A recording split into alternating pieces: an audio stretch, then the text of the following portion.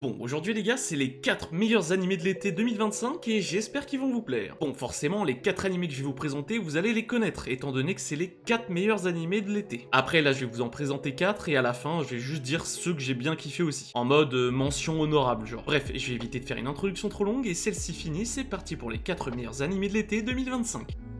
Rudo est un membre de la peuplade qui a vécu toute sa vie dans un bidonville où sont parqués les descendants de criminels. Marginalisé et méprisé par les siens, il passe son temps à s'infiltrer dans les décharges pour récupérer des déchets encore utilisables et les revendre. Sa vie bascule lorsqu'il découvre son père adoptif, Lecto, assassiné. Accusé à tort du meurtre, Rudo est condamné à l'exil dans l'abîme où sont envoyées toutes les ordures de la société, au sens propre comme au figuré. Plongé de force dans un monde cruel et terrifiant, le jeune homme jure de se venger de tous ceux qui l'ont condamné sans l'ombre d'un remords. Seulement, pour survivre dans cette décharge hostile remplie de monstres toujours créés à partir des déchets accumulés, il devra apprendre à maîtriser l'étrange pouvoir qui sommeille dans ses gants. Gashiakuta est un animé de 24 épisodes de prévus, dont 4 sont disponibles directement sur Crunchyroll et en VF en plus. Et il y a toujours la VO, hein, vous inquiétez pas les gars. Le studio d'animation Boon c'est sur le projet et je pense que vous les connaissez. Certainement avec Mob Psycho, encore Bungo Stray Dog. Bref, est-ce que j'ai vraiment besoin de parler de cet animé là? Le manga est déjà une masterclass, l'animé est en devenir, et franchement l'animation ne me déçoit pas. Après ça reste le studio Boon, hein, on va pas se mentir. Après pour ce qui est des personnages c'est tout aussi incroyable, l'histoire aussi, et bon l'animation comme je l'ai dit juste avant, bah voilà.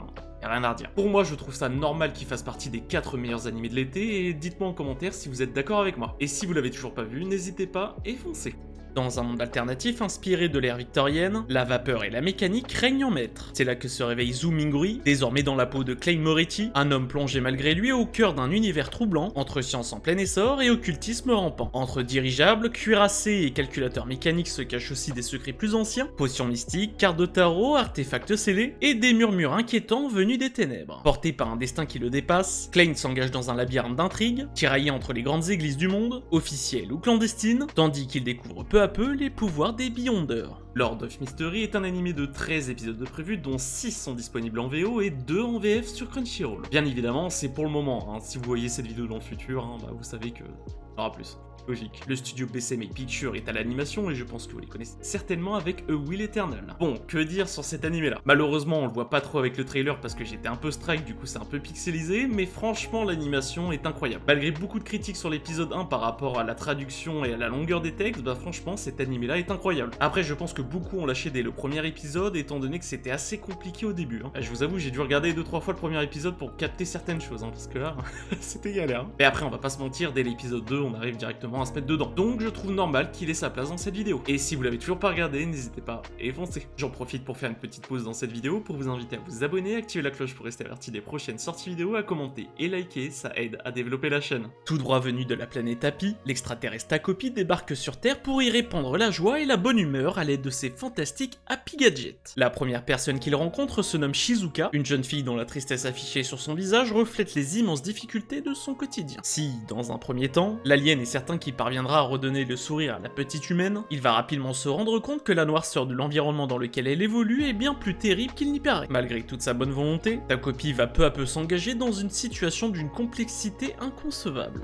Le péché originel de Takopi est un animé de 6 épisodes dont le dernier sort ce vendredi 1er août, et vous pourrez comme d'habitude le retrouver directement sur Crunchyroll. Le studio d'animation Enishi est sur le projet et je pense que vous les connaissez certainement avec Earth Forecast. Alors comme les précédents, je trouve que cet animé est vraiment incroyable. Franchement, je pensais pas du tout apprécier ce genre d'animé là, mais franchement c'est vraiment attachant. Dès le premier épisode ça nous met dans le bain et après le reste bah c'est une continuité et franchement c'est incroyable. Après c'est sûr si ton genre d'animé c'est que de la baston, de l'épéiste, etc.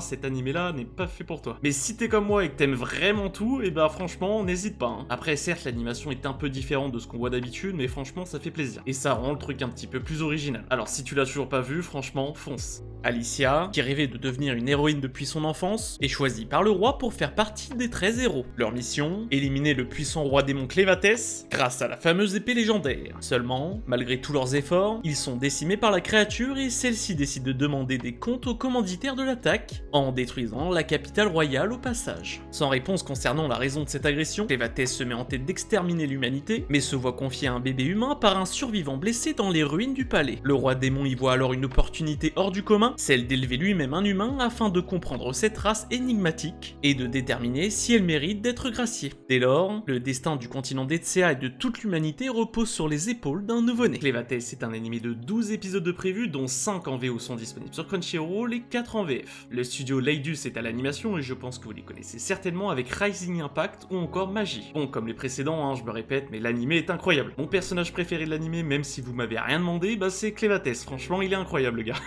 Même si on est encore loin d'avoir fini, franchement, je kiffe de fou. L'animation est franchement sympa, les personnages sont vraiment intéressants et l'histoire a vraiment quelque chose en plus. Je suis pressé que ça avance pour voir ce qui va se passer entre les rois démons et plein d'autres choses. Je vais éviter de trop vous en dire pour pas vous spoil.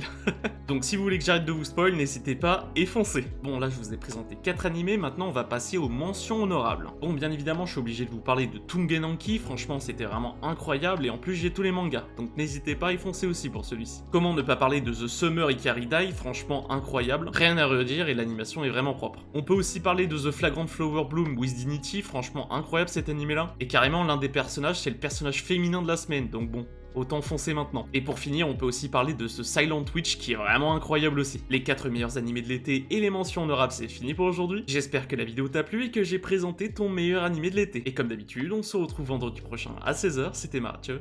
Ciao.